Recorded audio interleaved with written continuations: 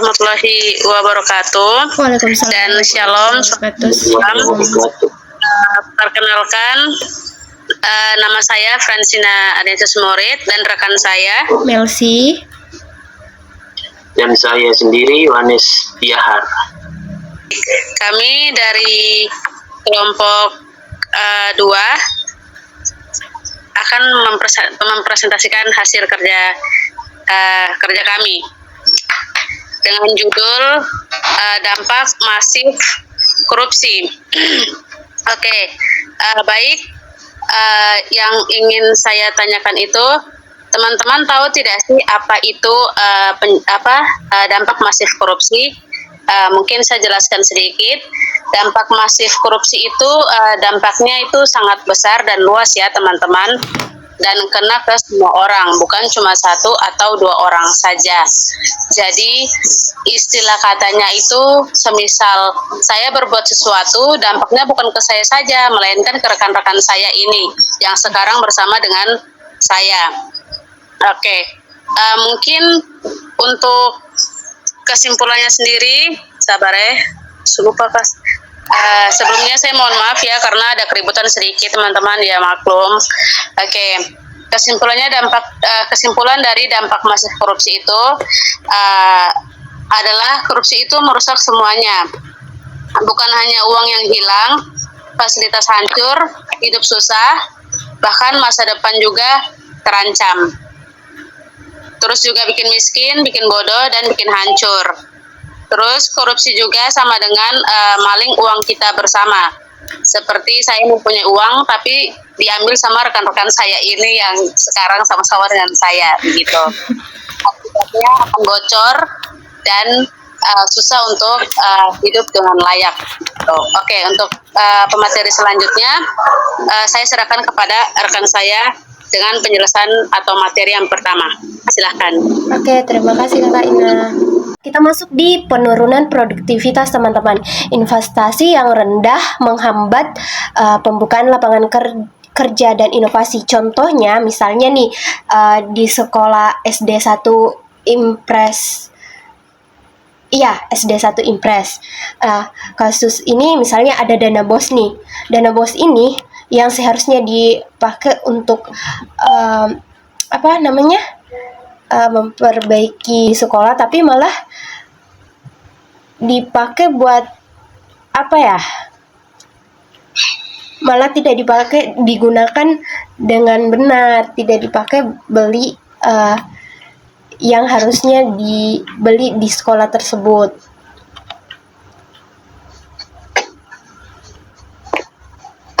Nah, dari situ ya sudah, siswanya yang membutuhkan, maksudnya yang membutuhkan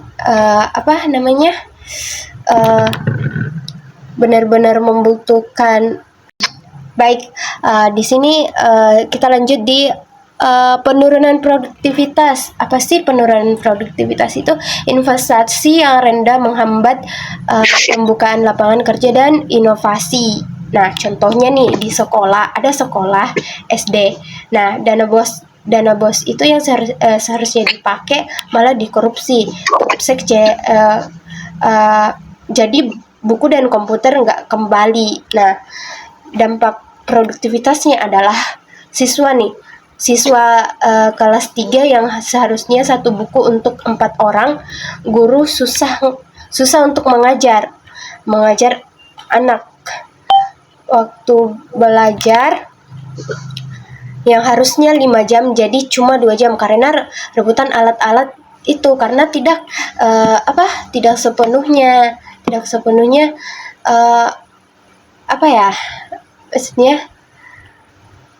misalnya alat-alat tersebut yang seharusnya 1 siswa 1 buku malah jadi 4 siswa 1 buku. Jadi ya disitulah siswanya berebutan.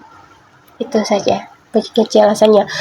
Untuk masalah sektor masalah sektor pajak, menurunnya pendapatan negara karena oknum pajak yang bermain. Nah, contohnya Contohnya kasus Gayus Tambunan yang berujung pada menurunnya kepercayaan masyarakat untuk membayar pajak. 3. Oke. Untuk yang ketiga, masalah sektor pajak. Nah, masalah sektor pajak ini adalah misalnya nih, ada perbaikan jalan. Nah,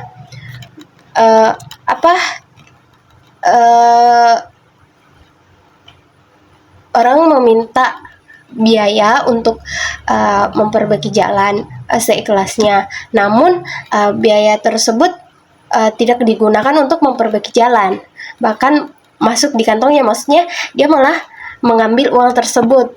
Terus jalannya, ya mungkin jalannya jadi, tapi ya asal-asalan begitu. Maksudnya jadi tapi tidak tahan lama digunakan oleh pejalan.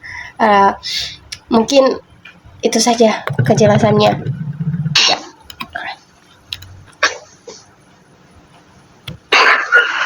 Jadi teman-teman, maksud dari rekan saya itu sesuai dengan pemikirannya saya. Jadi dari pemerintahan sendiri itu melakukan penggalangan dana. Ya sebagaimana mestinya kita mungkin sebagai masyarakat biasa tahu bahwa mungkin dari pemerintah sendiri masih berpikir untuk saling membantu atau macam mengeluarkan uang mereka untuk keperluan masyarakat itu sendiri. Namun mereka pikir dengan mengeluarkan sebuah ide untuk perbaikan jalan itu, mereka pikir itu akan menjadi jalan satu-satunya untuk ketertiban masyarakat tersebut. Cuman dengan penyalahgunaan yang pemerintah itu buat sendiri, pada akhirnya penggalangan dana yang seharusnya dipergunakan semestinya sesuai dengan kebijakan masyarakat sendiri dan juga kemauan masyarakat sendiri, ternyata itu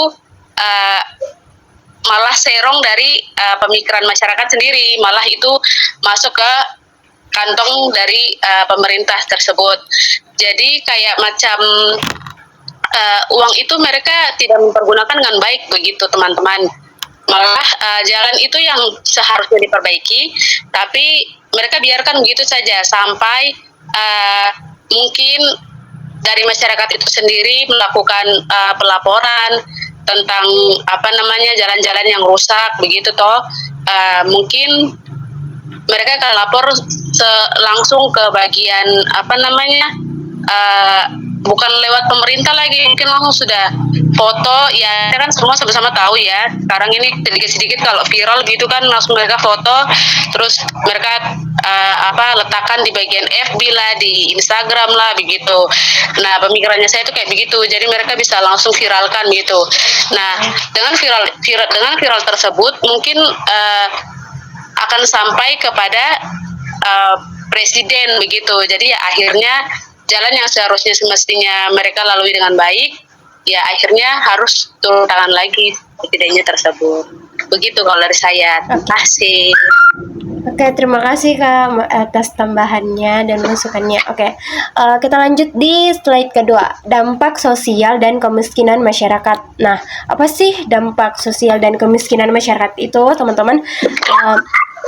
Nah, di sini ada dua, yaitu mahalnya pelayanan publik.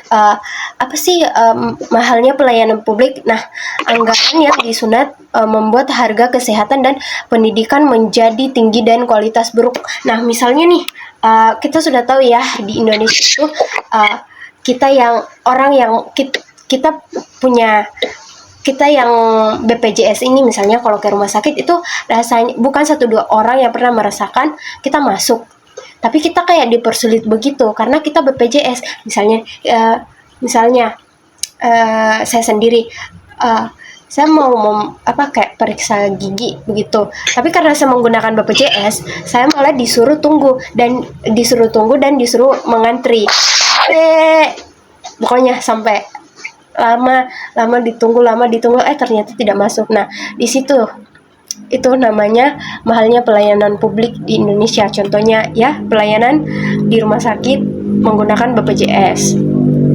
Nah, terbatasnya akses Yang kedua, nah, rakyat miskin makin sulit mendapatkan hak dasar karena sistem yang transaksional. Apa sih itu? Terbatasnya akses. Contohnya apa ini? Lapangan kerja yang sempit. Nah, lapangan kerja sempit itu seperti apa sih? Ketika lowongan kerja itu sedikit ya. Iya, bukan lowongan kerja sedikit.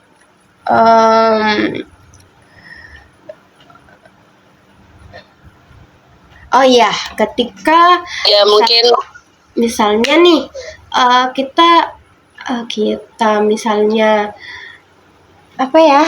Sabar. Misalnya Kakak Ina mau ngelamar kerja, terus karena di situ orang ngantri banyak, dan banyak juga yang mau melamar kerja di tempat itu, antri panjang, dan kakak Ina berpikir, oh ya sudah, karena saya memiliki orang dalam, ya sudah, saya membayar dia supaya agar saya bisa masuk duluan, dan berkas-berkas saya cepat diterima dan cepat kerja. Nah, setahu saya itu namanya terbatasnya akses. Atau mungkin ada tambahan dari kakak Ina? ya mungkin ada Ya. ada mungkin kalau misalkan untuk akses sendiri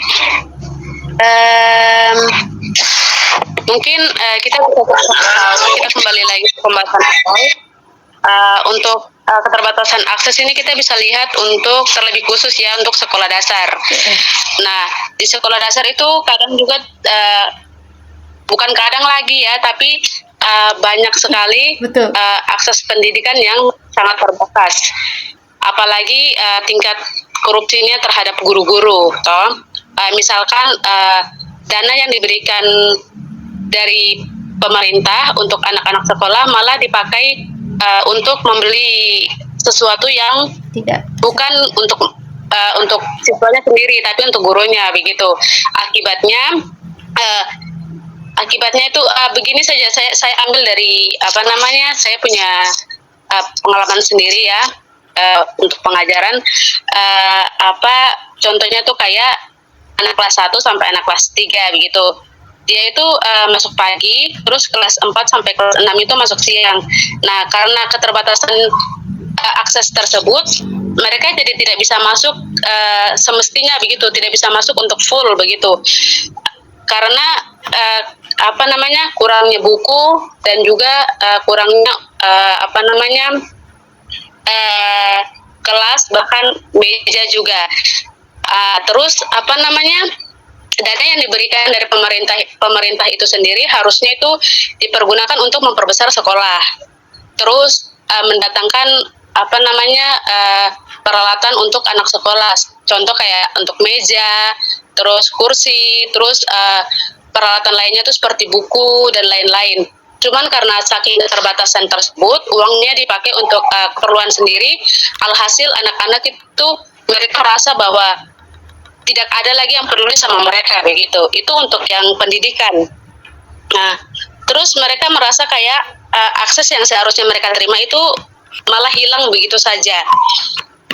Terus ada lagi juga akses untuk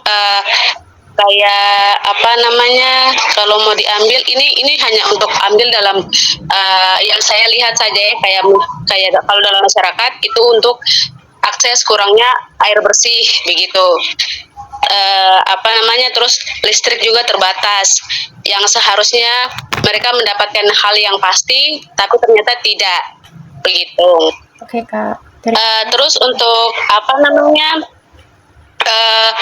akses internet juga. Nah, kemarin itu kan sempat viral yang masa COVID itu. Nah, itu kan seharusnya memang ya, sebenarnya saya juga kurang tahu ya apakah benar kemarin itu semenjak COVID itu banyak pelajar-pelajar menerima bantuan kuota begitu toh. Oh, iya. Antara 30 apa 20 apa 20 itu saya kurang tahu. Cuman yang saya dapatkan itu adalah tidak sebagian peserta didik mendapatkan bantuan kuota Maaf, Kak. begitu. Sepot- Jadi hanya terbatas itu kayak 5 sampai 10 orang. Oke. Padahal dari pemerintah sendiri itu mereka memberikan bantuan sebagaimana mestinya yang harus diterima peserta didik. Namun dengan kondisi tersebut yang diterima hanya 5 sampai 10 orang, bahkan 20 sampai 25. Selain itu tidak ada. Dan itu pun juga mereka harus membeli data sendiri dan memakainya secara pribadi. Itu saja dari saya. Oke. Terima kasih. Oke, terima kasih atas tambahannya dari Kakak Ina. Oke, selanjutnya. Saya masuk Baik, di untuk slide ketiga. Untuk slide ketiga dan slide keempat saya serahkan kepada rekan saya Yohanes Piahar. Silakan. Ya, terima kasih sudah mengizinkan saya membaca yang slide yang ketiga, dampak sektor politik dan birokrasi. Ya, yang pertama, kepemimpinan korupsi, politik uang membuat pemimpin yang terpilih fokus pada balik modal daripada melayani rakyat. Ya, itu seperti apa nih? Pemilihan seperti pemilihan bupati atau gubernur. Yang gubernur dari situ mungkin mereka punya uang pribadi atau pinjam di orang. Nah, pinjam di orang, mereka menggunakan uang itu untuk kampanye atau Betul. kampanye. Dari situ mereka akan membuat baliho atau kasih orang uang seperti macam istilahnya serangan fajar begitu. Serangan fajar. Dari situ mereka nanti sudah memilih orang yang terpilih itu sudah naik ke atas dan di situ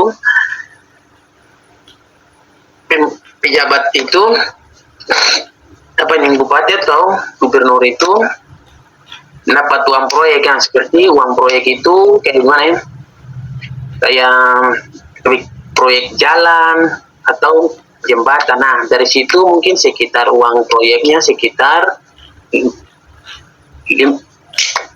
miliar itu. Dari situ 10 miliar itu nanti yang tadi punya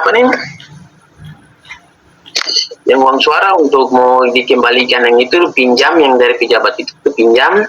Di situ nanti pejabat itu angkat uang itu sebagian macam proyek 10M nanti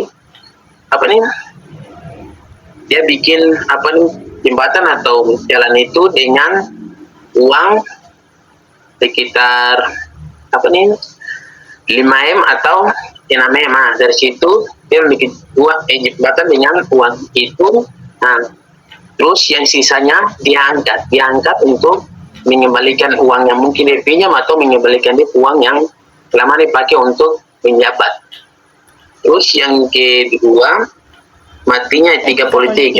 Aparat dan pejabat kehilangan urat malu tetapi tersenyum di depan kamera meski sudah memakai profit hana, seperti para pejabat yang sekarang di Indonesia. Betul. Padahal mereka sudah bersumpah di depan rakyat untuk tidak korupsi. Dari situ mereka bersumpah semua. Tidak lama kemudian habis bersumpah tidak lama kemudian mereka akan bikin kasus seperti korupsi begitu, korupsi dan mereka pakai baju tahanan atau KPK. Pakai baju tahanan atau KPK itu baru mereka pakai atau strong begitu. Jadi mereka tersenyum seakan-akan mereka tidak punya malu atau bernama gitu.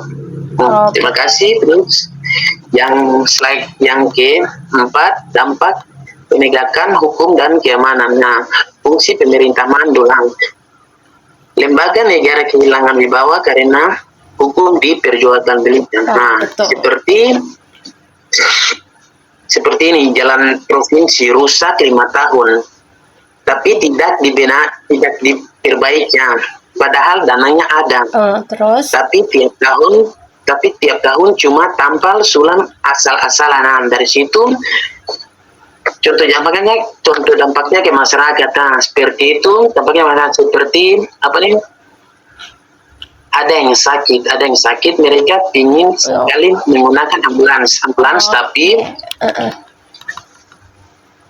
mau bawa ke rumah sakit tapi jalannya selalu rusak, ini jadi hambatan di situ. Oh iya. Takutnya takutnya nanti mobil mungkin ban pecah atau rusak, itu takutnya mereka di situ dampak kepada rakyat dan Ya, betul. macet untuk ke rumah sakit.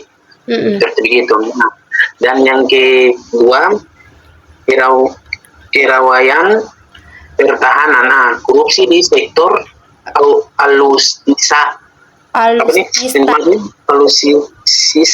dan lemahnya pengawasan di garis batas negara, ilegal fishing, penyeludupan, membayarkan kedaulatan negara. Seperti apa nih ilegal? Seperti legal. Lemahnya Indonesia begini. Ketika macam ada orang dari Malaysia bawa narkoba ke Indonesia, tapi tidak bisa masuk, tidak bisa masuk.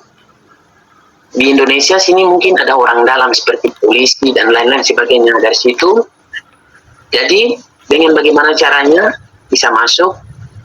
Mungkin orang yang membawa narkoba atau polisi yang mungkin mengizinkan mereka membawa masuk, itu mungkin ada seperti suapnya begitu. Seperti nanti sebagian seperti 100%. Nanti yang bawa datang narkoba masuk ke Indonesia itu seperti mungkin di 80%. Terus polisi atau sebagian polisi mungkin bisa 20%. Dari si 20% itu mereka bagi uang itu dan bisa lolos sampai ke dalam Indonesia sini. Dan fishing itu seperti di laut seperti negara-negara lain yang datang di negara kita untuk mengambil ikan, untuk bom ikan dan sebagainya. Tanpa izin mereka masuk. Dan mereka masuk itu ya mungkin ada yang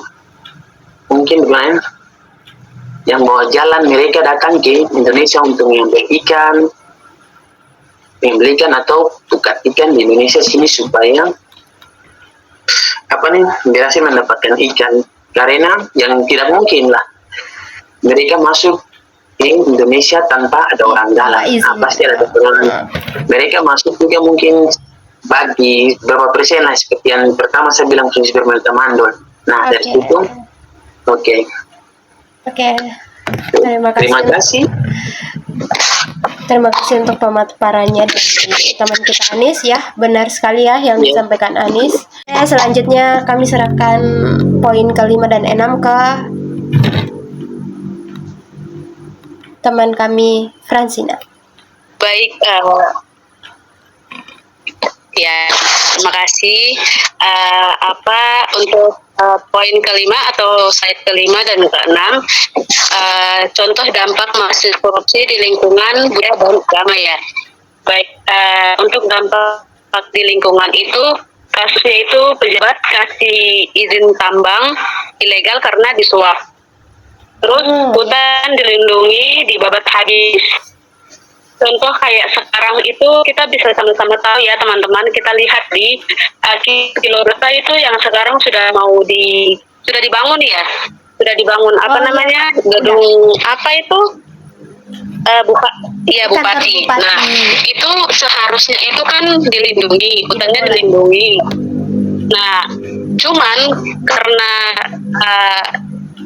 sama-sama kita tahu ya mungkin pejabat itu menjadi seenaknya karena mungkin mereka pikir dengan membangun kantor yang besar-besar itu jalanan mungkin makin rame dan tidak sepi. Padahal mereka sebenarnya salah teman-teman. Karena begini, kalau menurut saya dan pemikiran saya itu sebenarnya kalau untuk hutan sendiri itu tidak boleh dibangun sesuatu yang menutupi makhluk di dalamnya begitu. Karena mereka juga itu mencari nafkah, bukan nafkah sih, mereka mencari makanan gitu. Sama halnya dengan kita.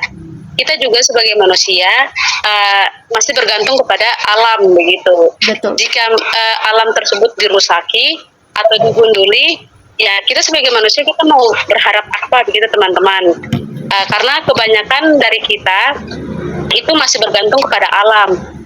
Jadi pokoknya kembali lagi kepada kita begitu toh. Kita sebenarnya tuh kalau misalkan jadi manusia juga harusnya saling menjaga. Cuman karena dari pemerintah sendiri mungkin maaf rakus, jadi ya mau bagaimana lagi begitu. Ya, betul. Terus dampaknya apa teman-teman? Ya dampaknya itu yang pertama hutan menjadi gundul. Dalam artian itu tidak ada pepohonan bahkan tumbuh-tumbuhan lainnya. Jadi yang ada di dalam hutan itu terasa hilang, terasa hampa begitu. Jadi menjadi gersang dan makin hari makin panas begitu. Yang tadinya tenang, teduh, karena kemirisan dan kerakusan mereka, alhasil hutan tidak punya harga diri begitu loh maksudnya. Ya, oke. Apa namanya? Kita masuk saja langsung di yang dia juga termasuk dalam produktivitas yang hilang begitu. Dan kalau kenapa, Mat? Mulai. Oke, intinya gitu. Intinya begitu ya teman-teman. Jadi hutan gundul, terus juga produktivitas menjadi hilang. Lalu untuk yang dampak budaya ini, kasusnya itu dana festival budaya, di mana dana tersebut yang harus diserahkan kepada pemiliknya untuk membeli alat-alat musik, malah mereka menjadi rakus sendiri untuk menggunakan uang sendiri begitu. Terus untuk dampaknya itu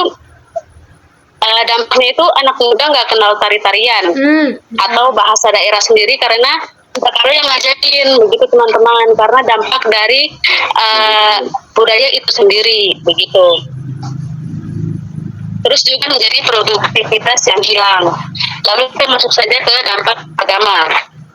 Kasusnya itu dana bantuan buat renovasi masjid atau gereja atau bantuan sosial karena yang dikorupsi. Dan kayak tadi mungkin kita sudah bahas ya teman-teman di dalam kelas itu bagaimana dananya harus dipergunakan dengan sebaiknya untuk perbaikan gereja dan masjid, malah mereka gunakan dengan sendiri mempergunakan seenaknya mereka begitu, di mana mereka harus jalan untuk minta sumbangan. Kiranya itu untuk membangun hal baik, ternyata membangun hal buruk begitu teman-teman. Oke, kita langsung saja ke bagian itu juga termasuk produktivitas yang hilang ya teman-teman. Iya, betul. Oke, untuk yang keenam ini bentar ya teman-teman, mana ya? Keenam.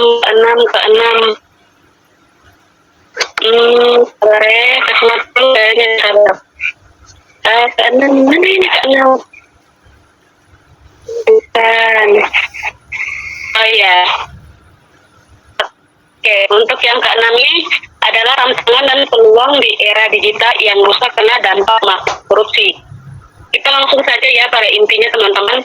Yang pertama itu tantangan yang jadi makin berat karena korupsi. Yang pertama itu data pemerintahan. Data pemerintahan itu sendiri beri sembako dan bantuan-bantuan lainnya seperti mungkin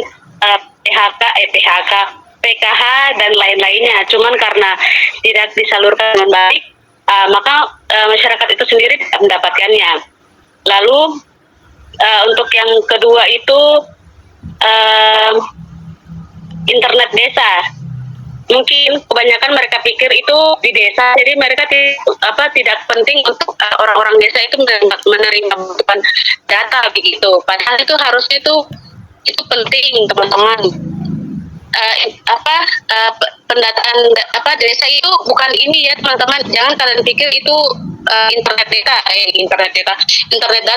desa, itu bukan, itu juga termasuk dalam pendataan umum begitu teman-teman, untuk mendapatkan bantuan tersebut begitu dari desa, kabupaten sampai kota. Cuman karena penanganan yang memang kurang baik, jadi ya alhasil mereka mendapatkan itu kurang merata begitu. Alhasil untuk orang-orang desa tersebut tidak mendapatkan apa yang mereka harapkan. Oh, Begitu teman-teman. Oh, begini ya, Kak. Itu paling singkat kan, Melsi? Ya, nggak apa. Oh, jadi contohnya kayak gini ya, Kak. Misalnya nih, kan orang tua saya dapat PKH. Nah, ada nih orang dari, apa sih namanya, datang foto-foto begitu. Itu kan yang dimaksud Kakak? Iya. Iya, kayak di foto rumahnya. Iya, itu maksud Tapi saya.